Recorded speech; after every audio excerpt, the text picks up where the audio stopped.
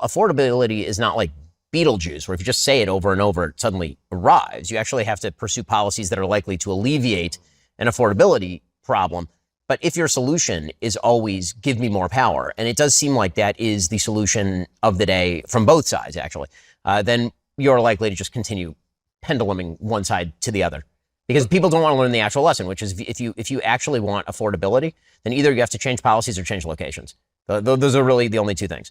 And also, I think more broadly, it's not about affordability. We have trained an entire generation of people to believe that if their lives are not what they want them to be, it's the fault of systems, as opposed to decisions that are in their own control. And politicians absolutely have a stake in selling that. A lot of people in our industry have a stake in selling that. It makes people feel good about themselves and bad about the world. And the reality is, if you want a better life, you should feel better about the world and worse about yourself until you actually, go do the right things. I broadly, generally speaking, as a matter of principle, agree with you. But I mean, I was looking around at property prices, real estate prices in New York. I'm doing pretty well for myself. I feel kind of poor looking at those things. Oh, no, it's unaffordable. And I'm not saying it's not affordable. Right. It absolutely is unaffordable. And if you wanted to make a political difference, what you would do is you would relieve the building regulations. You would make it easier for people to build, not harder. You wouldn't rent control, because if you stop rent controlling, then that creates incentive for people to build. You would allow people to build up further. You would get rid of many of the code regulations that are kind of antiquated. Like there are things you actually could do.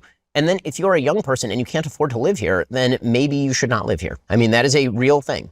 Yeah, I know that we've now grown up in a society that says that you deserve to live where you grew up. But the reality is that the history of America is almost literally the opposite of that. The history of America is you go to a place where there is opportunity.